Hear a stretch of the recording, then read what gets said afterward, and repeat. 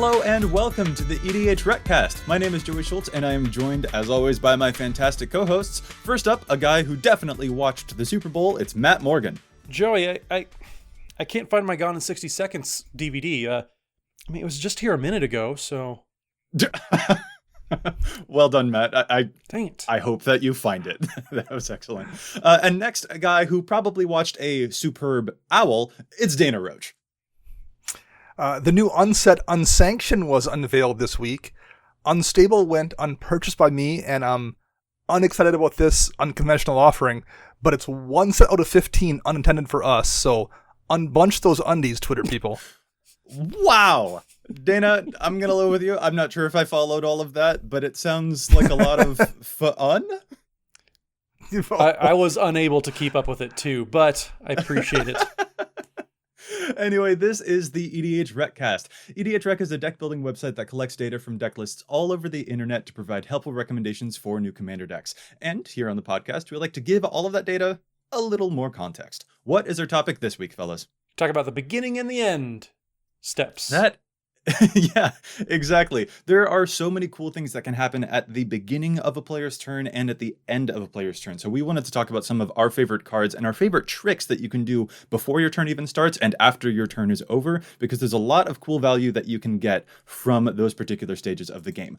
But before we get there, we've got to announce something really awesome. We are coming up on our 100th episode, which means we're going to be doing a giveaway by the time that we get there. So we wanted to let people know that we're doing this really cool giveaway and how you can enter. We'll be announcing the winners on episode 100. Yep, and this one is easy enough to do. All you have to do, followers and listeners, is follow us, actually. So on Facebook, YouTube, Twitter, and then also if you leave a review on your podcast app, whether it's iTunes or Android, leave us a review, and those reviews will get you 2 entries in. Along with following us, you get 1 entry for every social media that you follow us on. So make sure you follow us again on Facebook, Twitter, subscribe on YouTube, and then leave reviews on your podcast app. Yeah, exactly. And for this giveaway, we will be picking 3 winners to get a pretty cool package, actually, that we're really excited to deliver. So when you win from this giveaway, you will get in touch with us to let us know 2 things. First, whether you would like an EDHREC shirt or an EDHRECast playmat. And second, let us know which new commander you are going to be building coming up. Because what we're going to do is put together a package including some of the high synergy and top cards for that commander according to their EDHREC page to help get your deck jump started. Very nice. This is a modal giveaway. Yeah, exactly. So let us know if you're going to be building, Miss Angie Falconwrath, or if you're going to be building a new Chulane deck or a Corvold deck, or if you're building Perforos from the new Theros set, any of that, let us know which commander you'll be building and if you'd like a shirt or a playmat, and we'll get a package together to help jumpstart that deck for you so that you can get it underway as soon as possible. So even if you're not playing blue, you don't have to play, Chemister's Insight, but you are going to be able to jumpstart these decks. So let us know what you guys are playing, because we do want to hear from you. Matt, no, that was the worst. That was a horrible joke. I love it. It's the most Matt joke possible. It's up there. It is. Yeah, this is a really, really exciting milestone. We're so excited to finally hit episode 100, and we're so excited for everyone to join us there. But actually, before we move on to our main topic, Dana, in your intro joke there, you had mentioned stuff about the new set Unsanctioned coming out. So let's actually take a quick moment to talk about the new cards from Unsanctioned. I know that it's not necessarily a product for you, and Matt, I'm not sure if you're necessarily a silver bordered guy either, but there are some new legendary creatures that are coming out in the new Unsanctioned that people might be interested in. So we might as well take a brief moment to talk about them here. Are there any that jump out to you guys from the new silver bordered cards? Alexander Clamilton's just funny. As a fan of the musical, I can respect that. His name is Alexander Clamilton, and he's indeed very wordy. Whenever you cast a wordy spell, he scries, and then he can reveal the top card of your library. If it has a lot of lines of rule text, he pumps up and can fight something. That is definitely a good homage, I would say. And from the art, I would assume he's not going to miss his shot. Wow! Okay, well done. Yeah, well done. Matt, any of these jump out to you? We've also got things like A Cornelia, Fashionable Filcher, and Pippa, Duchess of Dice. Any of these catch your fancy? I do like breaking the fourth wall with the Surgeon Commander, the Wombat Bat Chameleon thing. But I'm with Dana. Silver border just isn't for me, but I can appreciate the jokes on here. Several of them did make me chuckle quite a bit. Yeah, some of them are a little strange. For example, there's Circadian Night Owl, which doesn't look all that interesting if you are actually building it as a commander. Like, it is a legendary thing, but it has this weird ability that you can only activate from sunrise to sunset or from sunset to sunrise, and it gets like flying or vigilance, and that just doesn't feel all that great compared to stuff like you mentioned, the Surgeon General, Commander. That is kind of an interesting one, particularly because it references an ability that we haven't seen yet. It says whenever you augment, enchant, or mutate a creature you control, you draw a card, and it can tap to add a white, blue, black, red, or green mana to your mana pool. So it can be a 5-color commander. That mutate thing is not a silver bordered mechanic. That is something that Morrow has specifically said on his blog will be in an upcoming set. So that's kind of weird. We're actually getting hints about the future from this silver bordered set. That's kind of new. Yeah, I mean, Morrow kind of does what he wants. He calls quite a few shots around there, so I'm sure with his silver border baby that he has here, it wouldn't surprise me if he said, I'm just going to kind of do this. You're welcome, guys. That's pretty funny. He also doesn't throw away his shot.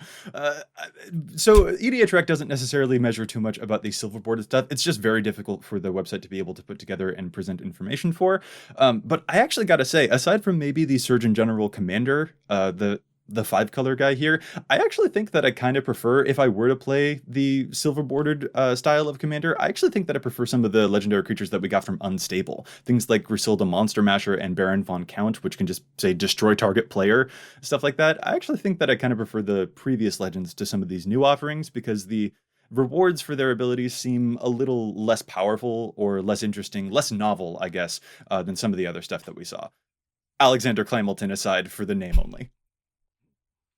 Yeah, I kind of agree. The last set had, at least from what we've seen so far, they're a little more interesting. But I'm sure it'll make for a fun draft experience and a fun thing to play once in a while. So I'm glad that the game is actually making things for people who want to do this kind of stuff, that they're interested in producing content for a variety of different audiences. So good for people who are into it. Yeah. I'm glad you're getting a fun set. I'm not sure that it's a draft set. I think you had mentioned draft. I think this one is actually a full product, and it comes with a bunch of you're right. Yep. New lands for folks too. Do you guys like the new lands? Do you prefer the Theros lands? What type of big full art lands do you guys prefer now that we've got another awesome set of them? Yeah, the basics for me, I mean, they're fine. They're probably my least favorite of all the unsets. Unhinged, Unglued, those are probably my two top favorites. Unstable from a couple years ago, that get bumped up because Unsanctioned, I'm not a big fan of it. I don't think the style is for me. But the first two sets, though, those were just absolutely gorgeous and probably some of my favorite basics ever. So I'm holding up to a pretty high standard. I'm kind of surprised to hear that, to be honest. A lot of folks are really liking all the new lands, but really we are in a state where we do have such a plethora of options. You've got so many full arts at this point, from Zendikar, from Amonkhet, from Unstable, and all of those other unsets, and also the full art snow-covered lands and stuff like that too. So we are kind of drowning in them. So that is actually a good point. You have so many choices now with your lands. Dana, do you think that you'll pick any of these new lands up to be in foil? Because we know how much you love your foil lands. I do, but I don't think so. To kind of follow up what you said, Joey, and to paraphrase Syndrome from The Incredibles, wow. Once everything is special, nothing kind of is anymore. And I do feel that way to a degree about all these special basic lands we keep getting. At some point, it ceases to be anything that I'm not interested in because there's so many different variants of it. All right. First of all, Syndrome was the villain of that movie. And second of all, that is a thing that is said at the beginning of the movie because the rest of the movie is about disproving that idea. But okay. Don't know. The villain. Joey, we need to talk. I think you misunderstood what the... Anyway, I think that we have sidetracked ourselves long enough. What we need to do is get onto our main topic about the beginning and the end steps. There are so many cool things that can happen on the first and the last phases of the turn. So today, what we're going to do is take a look at those phases that bookend the turn and study some of the corner case rules interactions that might come up during those steps during a commander game, or discuss our favorite tricks that can happen during those particular steps at the beginning and the end of the turn, because sometimes that's where you can do some of the most powerful stuff available to you and sort of break your brain a little bit because it can be a little confusing. Let's start, as always, with the beginning. We're going to start with the beginning phase, and it's a pretty brief breakdown about how the beginning phase works. It's pretty simple. They go as follows. At the start of your turn, you untap, you upkeep, and then you draw. pretty standard stuff. A lot of folks are really familiar with this, but there are some things that can happen during and in between each of those phases as well. So for some specific notes on these, for example, during the untap step, no one gets priority. You can't cast spells or use abilities during this phase, so you can't in response to someone untapping their lands. It's just a thing that happens, for example.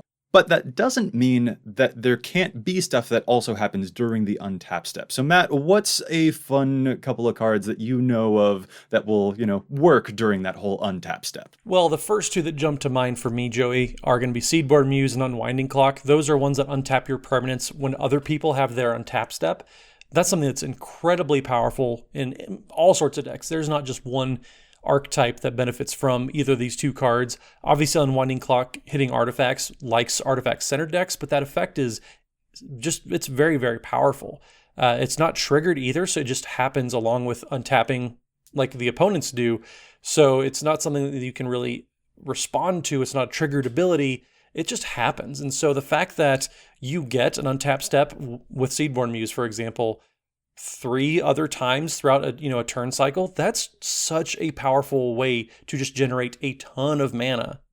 Mm-hmm. Yeah. Oh man, Seedborn Muse was such a amazing card in my Krufix God of Horizons deck, and it's also a similar ability to the card Prophet of Krufix, which is now banned, and for good reason, because it was gross. Very much. Importantly, when we're talking about cards like this, though, like you said, it's not a triggered ability, which means that if you have multiple Seedborn Muses, that doesn't stack. They don't do anything. They will not make you untap multiple times. You can't respond during any of those bits because you are just untapping all of your lands when other people untap their stuff too. There's no point that you'd be able to get multiple of that effect to float mana between those phases or something like that. So it's an important thing to note about these cards. But even despite that, even if they don't work necessarily in multiples, they're pretty good on their own. Dana, what's another card that is pretty decent in the untap step too? Mesmeric Orb. No one gets priority during that untap step, so anything that would cause a triggered ability during untap is delayed until upkeep. So Orb triggers each resolve one at a time during the upkeep phase, which means you can respond to those and act in between them if you want to. Yeah. Mesmeric Orb is so good. Every time people untap stuff, then they mill a card. It's so good to fill the graveyard. And as far as I can tell from my own personal use of the card, everyone seems to hate this. It is pretty annoying to have to deal with because it's almost like you get punished just for trying to play the game. So I understand why people get a little salty about this card, but if you're trying to mill people out, or even if you're trying to, you're playing, what is it, the Mimeoplasm, Joey? That's got to be one that you like milling everybody around with. I get it. I don't like it, but I get it.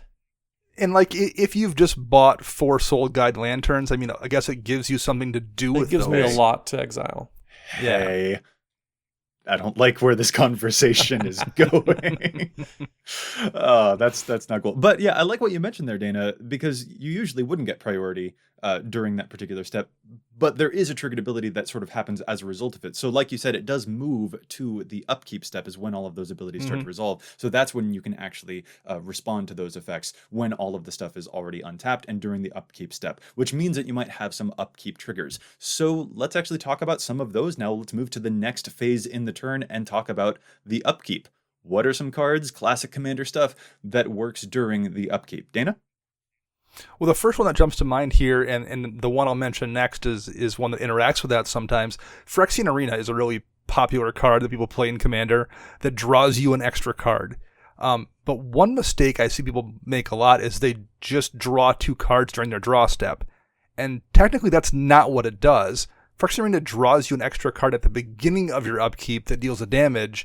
Then you have the entire upkeep step for things to happen before you then draw that second card, which is effectively your draw phase card. So those don't happen simultaneously, and that can be relevant sometimes, especially when you're looking at things like the next card, which I've had this happen multiple times in games where someone's tried to copy a Phyrexian Arena with Mirage Mirror. So their hope is, hey, someone else has a Phyrexian Arena out. On my turn, I want to copy it with Mirage Mirror so I can draw the extra card. Well, you can't. There's no opportunity to do that.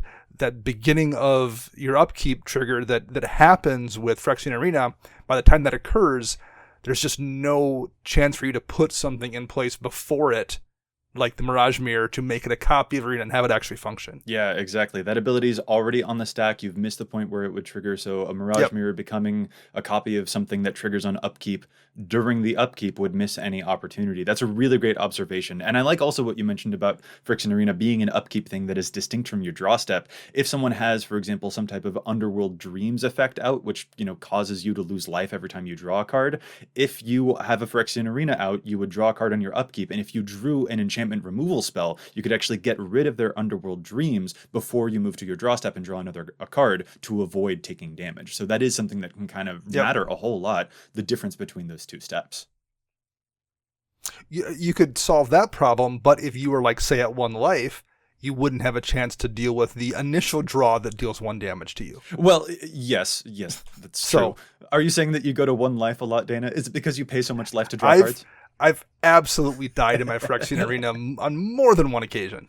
It's funny for us to talk about Phyrexian Arena, though, because one of the things that I think is important to note while we're talking about the upkeep is that it kind of takes a while for it to get back to you. I've noted before that I have lost a little bit of my luster for Phyrexian Arena. It's still a really good card, and Dana, I think you've mentioned before that this becomes a you play both sort of situation, but I've personally gained more of an affinity for effects like Night's Whisper or Painful Truths, because those just immediately give you the cards right away, whereas Phyrexian Arena, I mean, technically you have to wait like 8 turns before it draws you 2 extra cards.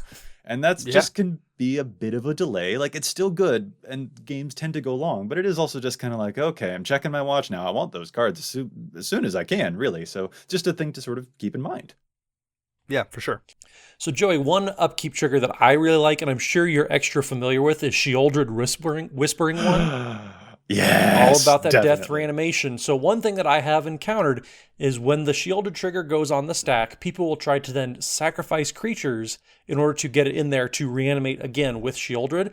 No, not so fast. That's not how it works.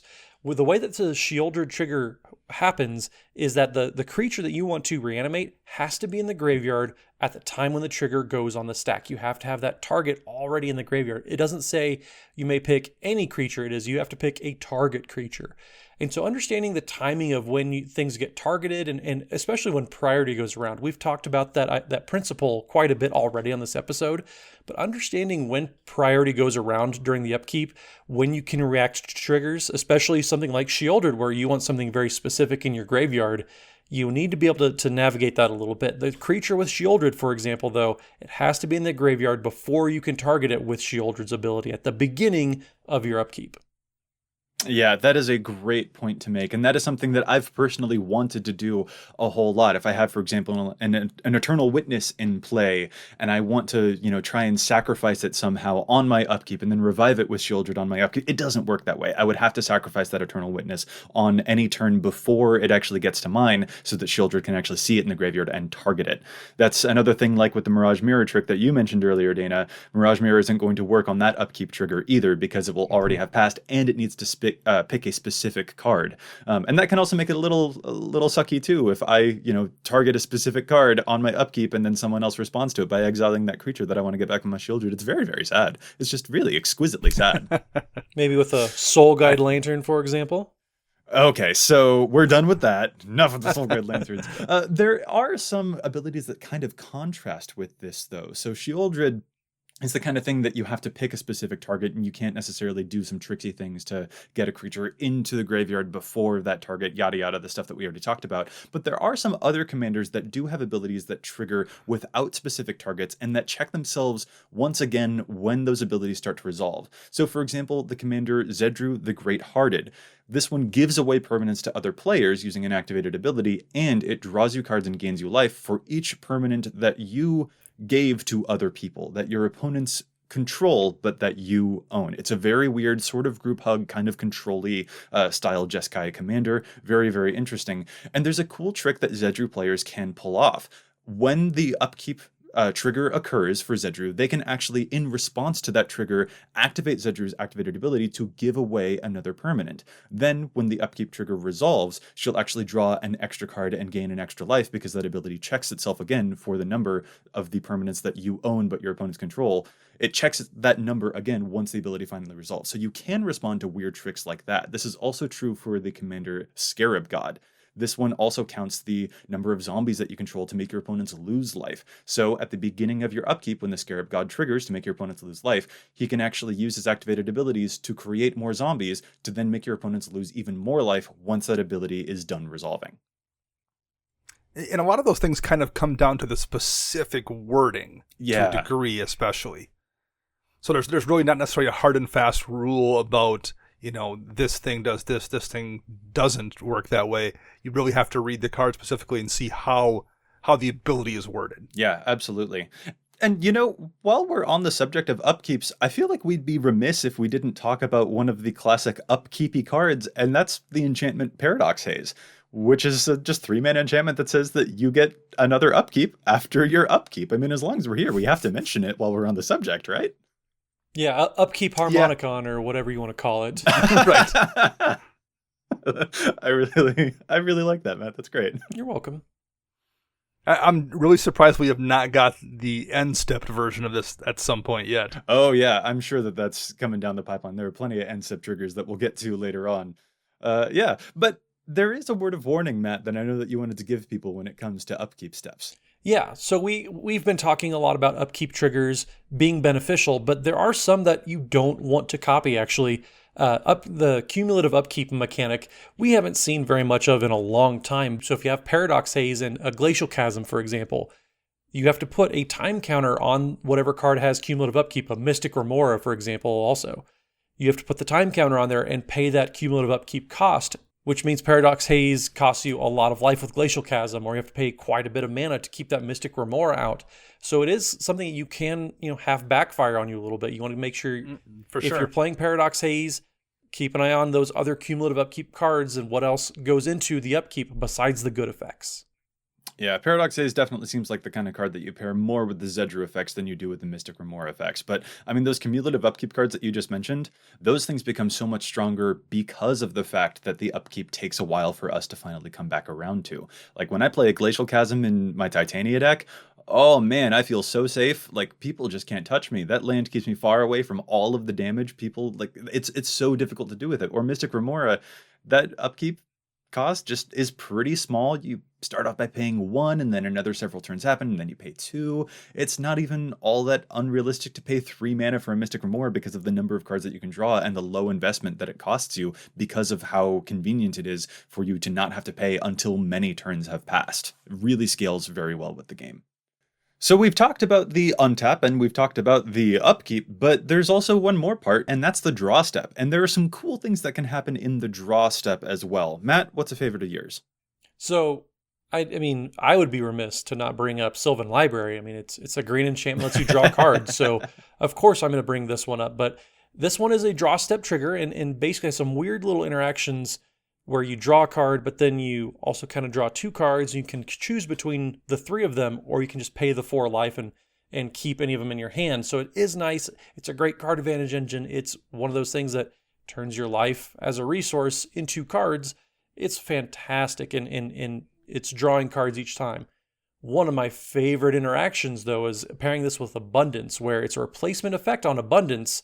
So instead of having to draw those cards, then put them back, Abundance with the replacement effect makes sure that you draw the card in a different way. So not only can you control what cards you're drawing, whether it's a land or a non-land, but you get to keep those cards no matter what, because the cards were not drawn with Sylvan Library technically because of the replacement effect.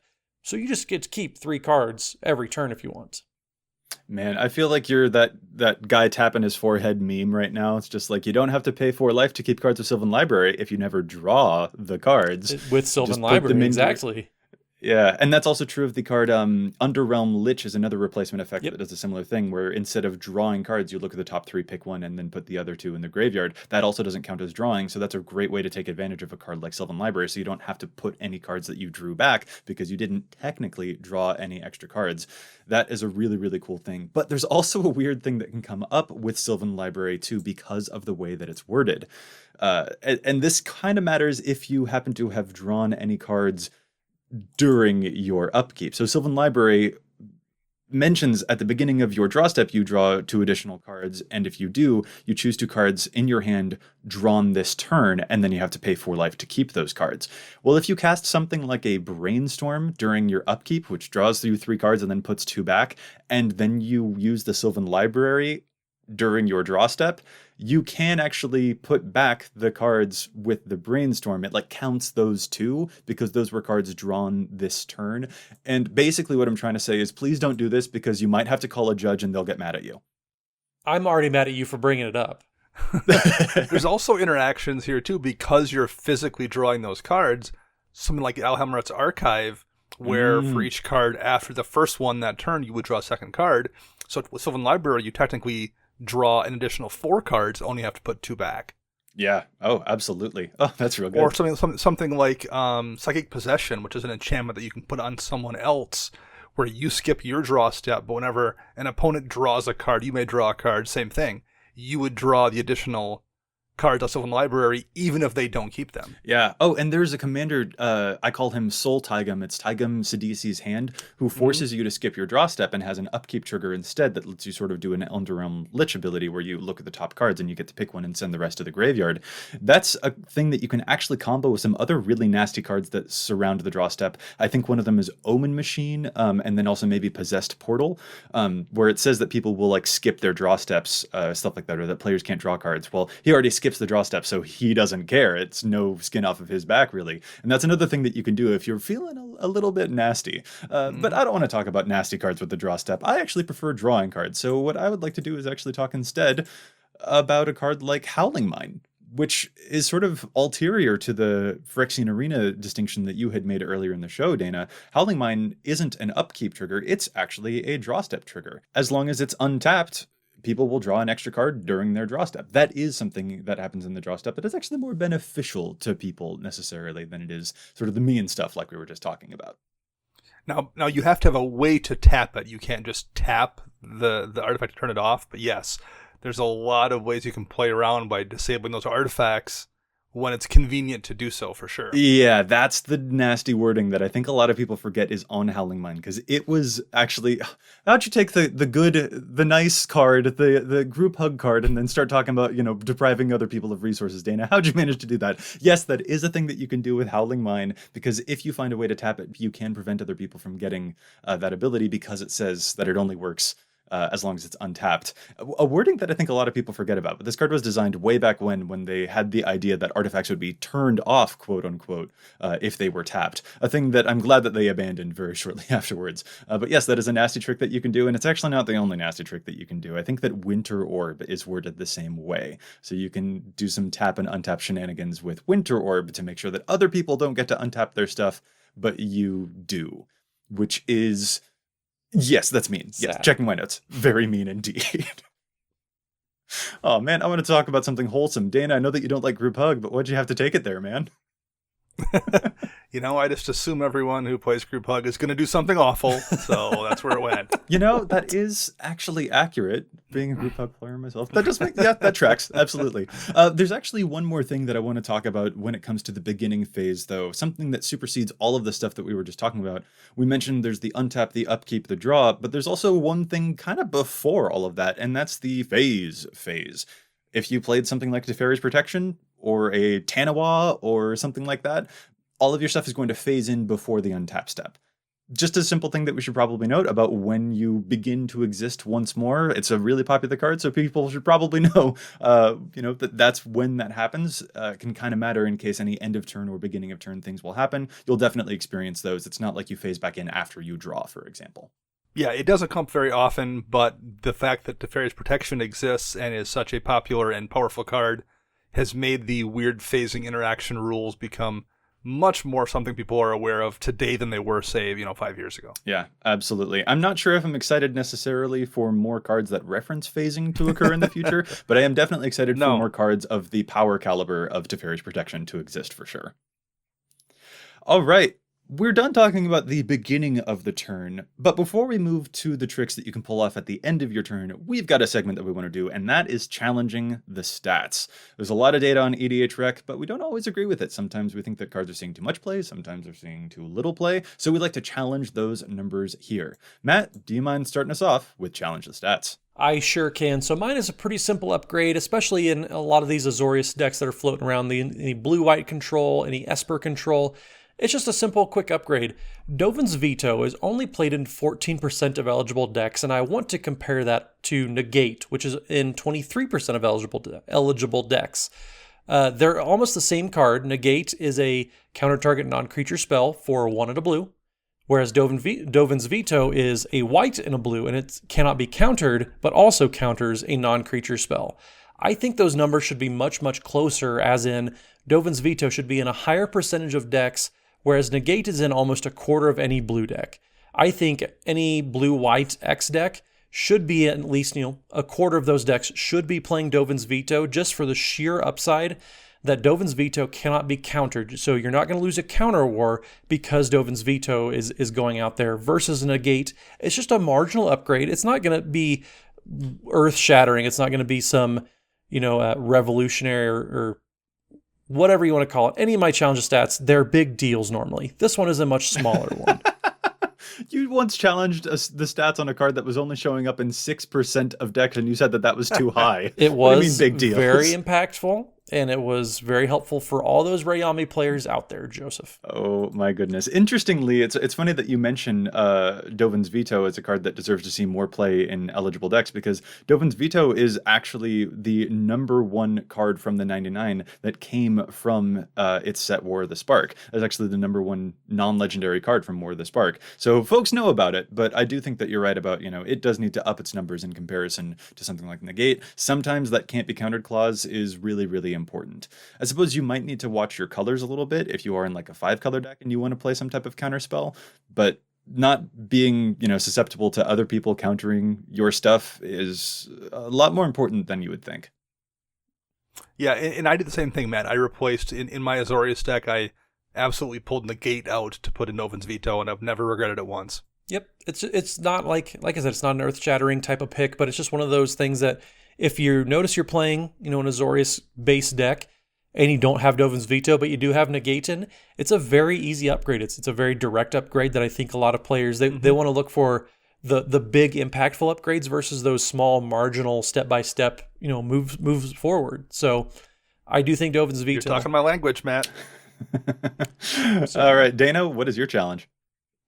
My challenge is Back to Nature. It's 1 in a green, instant speed, destroy all enchantments, and it's in 817 decks right now. I do think it should be in more decks, but I think it should be in more decks right now for the moment. I think we're seeing a resurgence of Enchantress decks just because of all the toys we got in Theros, and people who maybe don't play their Enchantress deck that often are now bringing it out at the shop to play more frequently because it got new toys to test out. So even if they're not building a new deck, they're bringing the old one out to take it for a test run. And even if you don't maybe want to keep Back to Nature in your deck all the time, I think it's worth putting in your green deck right now. It's so difficult sometimes to interact with one of those Enchantress decks once it kicks off. Privileged Position is a card that gets played a lot. You see Greater Oromancy, you see Sterling Grove. Really the only way sometimes to deal with enchantments is to sweep them. And Back to Nature is so efficient, instant speed, hits everything, gets around most protection aside from Teferi's Protection. It should be in more than 817 decks, I think, overall, but it definitely should be more decks right now and for the next several months as people are test driving a bunch of Theros stuff. This is such a wild thing. You're talking like a standard player. You're talking about metas as they shift relative to the introduction of new sets. And this is actually something that you also observed in the wake of War of the Spark. You were playing cards like the Elder Spell because, as you noted correctly at the time, there was a big influx of Planeswalkers all of a sudden that eventually ebbed away. And I actually think that you're totally right that we're probably going to see a lot more enchantments hitting the field. So maybe being prepared for them is worth noting. That's such a weird mindset. I haven't played Standard in so long, but that actually might be prudent to start looking at the influx of new cards from new sets to see if that affects the balance of types of cards that they play, such as Planeswalkers or enchantments, to wager whether to deal with them. That's really interesting, Dana. I'm an interesting guy. Well, you know what? At least they're not going to be able to deal with any of the indestructible gods. That's something that Return to Nature won't be able to help you out with, so that is something to be aware of for sure. All right, we're going to move on to my challenge, and that actually is going to be a card for an indestructible god. I'm looking within the deck Athreos Shroud Veiled. This, of course, is the 6-mana god. He's a 4/7 with indestructible and that strange devotion clause. As long as your devotion to white and black is less than 7, Athreos is not a creature. At the beginning of your end step, hey, an end step trigger. We haven't talked about those just yet, but we will get there. At the beginning of your end step, you put a coin counter on another target creature, and whenever a creature with a coin counter on it dies or is put into exile, you return that card to the battlefield under your control. So this is a really fascinating ability, sort of mirroring cards like, I think it's Unhallowed Pact or Debt of Loyalty, which can actually take creatures that die. You can either use this to protect your own creatures, or you can use it to sort of steal creatures from other players, which is why people are playing a card like Flicker Wisp in the Athreos deck. Flicker Wisp is a 3-mana elemental, 3/1 flying, that says when it enters the battlefield, you exile another target permanent, and then return that card to the battlefield under its owner's control at the beginning of the next end step. Normally, if you were to use Flicker Wisp on an opponent's permanent, it would return to its owner's control. But if it has a coin counter on it, Athreos' trigger will resolve before the Flicker Wisp returns it to the battlefield under the owner's control, because Athreos is immediate and Flicker Wisp is a delayed one. So you can actually steal things with Flicker Wisp. And that is a really cool synergy. It's the reason that 37% of folks are building Athreos with Flicker Wisp in the deck already, which is definitely interesting, but I actually want to challenge Flicker Wisp here a little bit, because I don't think it's necessarily as good as just a regular old removal spell would be. You can get this same effect, remove someone else's creature, and then steal it from them if it has a coin counter. You can get that effect by using just something like a Curtain's Call or some other type of removal effect. Or if you lean into other creatures that actually do destroy things, like Ravenous Chupacabra, there are several of these in white and black.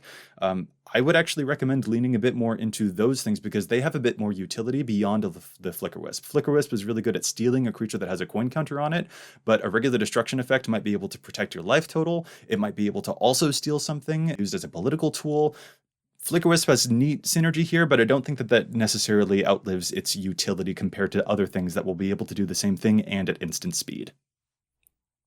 See, I don't hate Flicker Wisp in those decks. It's such a good utility card in general. If you're playing any enter the battlefield abilities on your own creatures, it's a good way to kind of flicker that and get another copy of the effect. Yes, the obvious synergy with Athreos is pretty solid. I will admit I didn't think of playing Flicker Wisp when I first saw Athreos. I think that percentage sounds about right as far as a card that it's obviously very, very good with the commander and in ideal situations, but even as a worst case scenario, if you need to get something off the battlefield real quick, say they have a Voltron, but the commander doesn't have hexproof, for example. A rare thing, that. It is a very rare thing, I agree. But there are worst case scenarios where Flicker Wisp is very, very good. Maybe this is just the legacy player in me, and I've been blown up by Flicker Wisp enough that I think it's a fairly decent card. I don't think it's the greatest. I do agree that it shouldn't be ubiquitous. But I do think probably that 30 to 40% of decks probably are looking to play Flicker Wisp just as a general value card. See, I just kind of worry that, if Flicker Wisp is being used in this deck, for example, to blink one of your creatures, what that might do is remove the coin counter from that creature. One of the strengths of Athreos is that he can load up on defense for the creatures that you either took or that you have in play. If you've got an Avacyn Angel of Hope in your deck that gives all of your stuff indestructible, and then Athreos puts a coin counter on it, that Avacyn is not going anywhere. But if you are routinely putting coin counters on things, you're already getting those things back if they were ever to perish. So a Flicker Wisp might actually reset those things in a ways that I'm not sure I'm necessarily as happy about, compared to something that a regular old removal spell might be able to do to either save my neck or steal a creature. Just seems like better utility there. But time will certainly tell. This is definitely an early include, but basically what I want to do right now is invite Athreos players to look a little bit more critically at the synergies that are in the deck to see what their utility actually serves. Flicker Wisp strikes me as the kind of card that is mostly used to steal creatures, and then there are removal spells that would actually be able to steal creatures and protect you if the time ever arises. All right, let's move back into our topic. We aren't talking about the beginning anymore. We're talking about the end. There are only 2 steps during the end phase, and that is the end step and the cleanup step. So the end step is when things that trigger at the beginning of the end step will happen. Note real quick here that some old cards used to say at end of turn, but that wording has been updated to now mean the beginning of the end step. So that's when you'll get stuff like your Marin of Clan Neltoth triggers, which is the best end step trigger ever because it revives things and it's lovely. So that's when that thing would happen. But then there's also stuff like the clean up step. This is when you do the cleaning up to pass the turnover. You discard to hand size, for example. All damage on permanence goes away, and any of those until end of turn effects, like that of a giant growth or toxic deluge, which give plus until end of turn or minus until end of turn, that's when those things fade away. And just like the untap step, no one gets priority here during the cleanup step. Usually. We'll get no one to gets that. priority, right? However, unlike with the untap step where we mentioned there's no way to put triggers ahead of something happening there, like with the Mirage Mirror Phyrexian Arena thing, there kind of is in the end step, in that there's a little window where you can cast or use instant speed abilities at the end of the second main phase. Right. So you can kind of get things in front of at the beginning of your end step triggers in that little window there if you don't want to give someone the ability to respond with sorcery speed effects. Yeah, exactly. At the beginning of the end step, like during your end step, in Commander especially, this is a huge piece of the game because constantly we'll be doing things like cracking my Myriad Landscape before it's my turn, or stuff like that. We'll cast this one instant, we'll flash this thing out at the end of your turn before it becomes mine and I untap my stuff. That is a huge consideration for a game of Commander because people usually will want to wait to do stuff until the absolute last possible second to try and keep a lot of answers up, or at least represent a lot of things that they might be able to do. So the end step is really big, particularly the end step that happens right before it's your turn, and that's when people can cast those instant speed things right there during that end step. So a good card to help distinguish between the 2 parts of that whole end phase, between the end step and the cleanup step, a good card to illustrate this is the card Necropotence, which allows you to pay life to exile cards face down. Then at the beginning of the end step, you put those cards into your hand. And that's when, like you mentioned, Dana, you could do things like casting instants and stuff there if you want. Then you'll move to the cleanup step where you'll have to discard cards if you got too many cards from the Necropotence, which, let's be real, a lot of us tend to do that. That's when you'd have to discard to hand size. So those are the 2 different steps there. Necropotence is a really good study in how to tell those 2 steps apart, because one is when you put those cards in your hand, and then afterwards you'll be discarding cards if you have too many from there. Note, though, that if you activate Necropotence during your end step, you won't get those cards into your hand until your next end step, because that is an at the beginning of the end step trigger. So if you do it during your end step, you're not going to see those cards for a while. So got to time that really, really carefully. But hey, what are some other things that can happen during the end step that you guys have seen? What are some cool at the beginning of the end step plays that you guys are familiar with? Matt? I mean, pretty much anything mono red does. You talk about the new Perforos, you talk about sneak attack, even stuff like Feldon of the Third Path, Ilarg the Raised Board. They're doing all these things where they're cheating stuff into play and then sacrificing at the beginning of the end step. You can use stuff like Sundial the Infinite to get around that, though. So how it works is you wait till the end step happens, you put the triggers on the stack, and then you use Sundial of the Infinite while those triggers are still on the stack and ends the turn. Because what Sundial the Infinite does is it ends your turn. Once the Sundial of the Infinite ability has resolved, all the abilities that are on the stack, all the spells, anything that says until end of turn, everything just goes away. It clears the slate, passes the turn. It's super, super great. If I know Benny Smith, good friend of the podcast, he runs a Valduk deck and he has Sundial the Infinite to get around those sacrifice all of the elementals that Valduk makes. Because, according to Valduk, you have to sacrifice them at the end or at the beginning of your next end step. Sundial the Infinite gets around that because when the ability goes on the stack, it then gets rid of that ability, so you don't have to sacrifice them. There's all sorts of different abilities that you can do with Sundial of the Infinite. And that's a really important point to make there, is that you're responding to the delayed sacrifice trigger going onto the stack, not ending the turn before it gets to your end step. That is a really, really Correct. important distinction to make, because if you ended your turn using the Sundial of the Infinite ability before it became your end step, well, that trigger is still going to wait until the next end step, and then those cards would be sacrificed. So that's not going to do any good. What you do instead is exactly what Matt mentioned. You will respond to that trigger. It has successfully gone on. The delayed trigger will sacrifice those things, and then you exile those triggers by ending the turn as soon as, so that you don't have to worry about them on any future turns. And that is a really important distinction to make that a ton of commanders like the ones that you mentioned can use. And you can also use, this is kind of tricksy too, you can use Sundial of the Infinite for other cards like Chance for Glory or Final Fortune, which say that you would lose the game at the end of the next turn, but you do take an extra turn. Like, that can be used to, again, exile that I would lose the game thing, so you get a free extra turn for really cheap with these spells. And that can just be another trick that you can pull off. Like you said, Red's really good at this whole end step shenaniganery.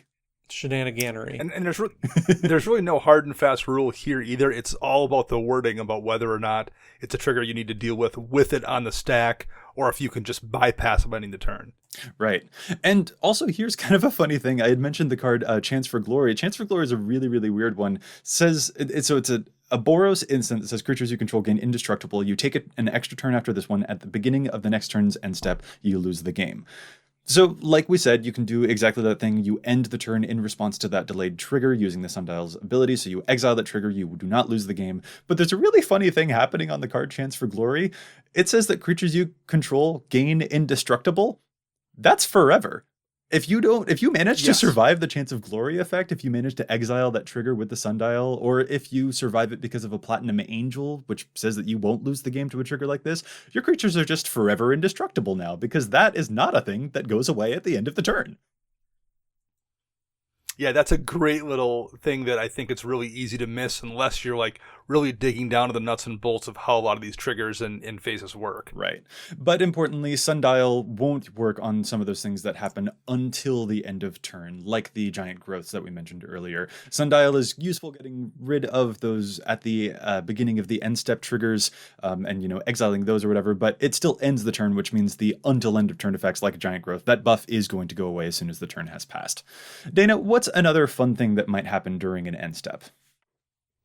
I'm kind of partial to things like the Mimic Vat tokens that you can make. The way Mimic Vat works is you make a token that goes away at the beginning of the next end step. So you can activate it during an opponent's end step after you've gotten past the beginning. Then go to your turn, untap everything, including the Mimic Vat, and then make another token from the Mimic Vat with the first one still there, because we have not yet reached the beginning of an end step with that token in play. So you can get two of those things in play simultaneously. This is one of my favorite tricks that I always forget. I have a buddy who plays the Mimic Vat so often, and he does exactly this. He'll get like a Grave Titan or something underneath the Mimic Vat, and then he'll use this trick to get another one. So he'll have two Grave Titans on his turn and then attack with both of them, and it's so painful, and I always forget how good Mimic Vat is at doing stuff like this. It is such a sneaky interplay to be able to use something during an end step that will then go away on the next end step. I love this trick. Yeah, as if Mimic Vat wasn't a cool enough card, that's just a great little kind of like corner case pocket effect that people who play with it a lot kind of know about, and it's super easy to miss. Yeah, and it's also probably available to folks who are using effects like Kiki Jiki, for example. He has a similar ability to make a token copy of something that would, go away at the beginning of the next end step. He can probably do a similar thing here, where he's using it during an end step to make sure that he gets a version of it on his turn, makes another one there, so you can sort of double up on this effect in ways that people don't expect.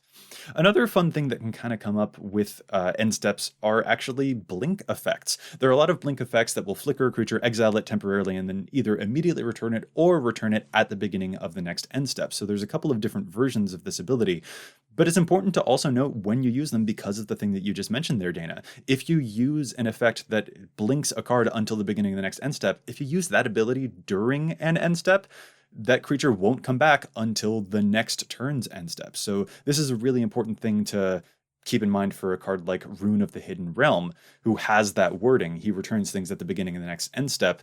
You don't want to use this during an end step on one of your own creatures because you won't see that creature for a while. But what you could do is use it on an opponent's creature during an end step, because then that creature won't be back until the beginning of the end step afterwards. And that might be able to get a blocker out of the way for an extended period of time, as opposed to the normal sort of cadence that we associate with Blink. This is actually something else tricksy that you can do by sort of flipping from one end step into another, the way that you mentioned, like with that Mimic Effect ability.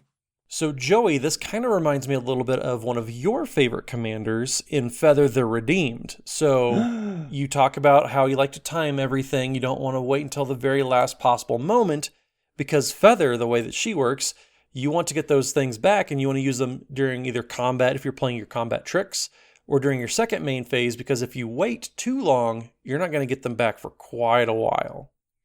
Right, so Feather, whenever you cast an instant or sorcery spell that targets a creature you control, she exiles that card instead of putting it into the graveyard as it resolves, and then returns that card to your hand at the beginning of the next end step. So exactly, like we mentioned earlier, casting stuff during an opponent's end step is a really ideal time to do it. But if you do that, if you cast spells with Feather during an opponent's end step, you won't get them back until the next end step. So you're right, it's totally better to play those during a main phase than it is to do during an end step if you want to get them back right away. Yep, and it's a perfect way to keep your hand full. I know when we played, you always seem to have at least 15, 20 cards in hand, because everything's a cantrip in that deck, and then you get that spell right back, and you're just going to cantrip even more. So the way that you always sequence those things, I will give credit where credit is due. You played it okay.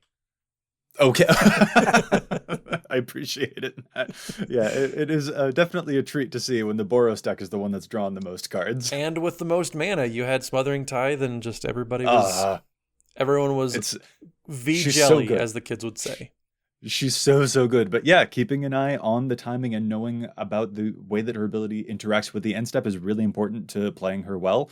So yeah, making sure that you are aware of the timing of when you would get those cards back on the end step, really important thing there. What about the cleanup step though? Are there any interactions that you guys know of that might happen not at the beginning of the end step or during the end step, but during the game's cleanup phase? Anything that might happen that's a little tricksy there? The most obvious, I think, and probably most common one that people see is with the Gitrog monster. The Gitrog monster draws you a card whenever lands go to the graveyard from anywhere. This includes lands you discard, and in this case, ones you discard to go down to 7 cards if you have more than 7 in your hand. So typically, when you get to your to that step at the very end of the game, the last thing you do is discard cards, and that's just where things end. The Gitrog monster kind of changes that because it then forces a trigger onto the stack, allowing you to draw a card, which then puts you back to 8 when you then have to discard again. And assuming it's a land card, then you draw again. So and the Gitrog monster keeps you from ending the turn, and that's really how the combo works in that deck a lot of times. That's the intent, to be able to keep that turn from ending, to keep drawing till you get down to where you want to get to. Yeah, this is an interaction that I actually messed up quite a bit when I was playing both Gitrog and Windgrace, because you don't get to keep that card. If you have 8 cards in hand and then you move to the cleanup step and you discard, the game backs up because it sees a trigger is supposed to happen. This is what we mentioned earlier when we were moving into this section. We said that you don't normally get priority during a cleanup step. Well, this is that potential exception, because when you discard a land with Gitrog during the cleanup step, the trigger needs to happen, so the game lets you do that. So you would draw a card to the Gitrog's ability, and then if that's a land, you'd have 8 cards, and then you again have to discard because you'll move through the cleanup step. The cleanup step is not satisfied, so you do still have to discard. And if you discard another land, like you said, it can continue to go, and the game will wait until you discard a non-land card to be satisfied with that cleanup step. This is also something that can happen with Madness cards too. Madness cards can be cast during a cleanup step sort of deal, because you've got an ability there that could work because you technically discarded that card. So normally people don't get priority during an end step, during a cleanup step, but this is actually one of those situations where people could get priority, because if you would draw a card with that Gitrog trigger or cast a Madness spell, people might be able to respond to those things. So this is a situation where you can force priority to exist in the cleanup step, even though it's weird. Yeah, I mean, in the case of Madness, you can actually cast those spells, which is something that just doesn't ever happen during that point of the game, basically outside of Madness. Yeah. And man, I see, discarding cards for value, that feels real good, guys. See, this is why I like things like the bounce land so much, because you can discard cards and you get more value from it, and then the graveyards are the best thing. See, I love the cleanup step. This is one of my favorite things. It's something that all necromancers out there probably need to study a little bit more as part of like their reanimation, boogles and bones, whatever you lessons, that you're taking. End step is one of those important things too.